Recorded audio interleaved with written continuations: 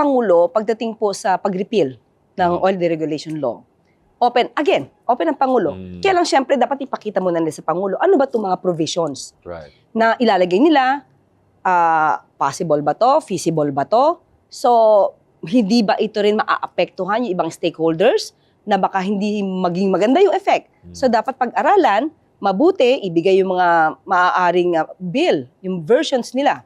And that's the time na maaaring i-approve o ma-certify as urgent pa ng Pangulo. Pero as of now, dapat makita natin kung ano yung nilalaman ng kanilang bill.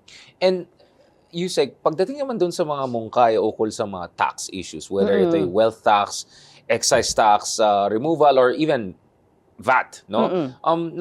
Ano po yung stance ng administration dyan? Okay, meron How do tayo. you balance yung revenue generation That's at saka yung tulong sa ating mga kababayan? Actually, kakamiting pa lang namin kahapon, April 6. Yes, Yeah, just to be clear, kahapon yeah. with the oil companies. Pinag-uusapan kung paano marireduce, paano implement. Kasi ito yung gusto ng Pangulo eh. Dapat balanse. Correct. Kasi baka dumating yung time, okay, price cap tayo. Dapat ganito ang presyo, tapos hindi kayanin ng mga oil companies, hindi mag-import, tayo din yung maapektuhan. Kaya andito ang ginagawa ng Pangulo, balanse, merong para sa ikabubuti ng taong bayan, at hindi rin naman maiiwan ang interest ng gobyerno. So sustainable dapat yung solusyon. Yes, oo. Dapat Kasi balanse. yung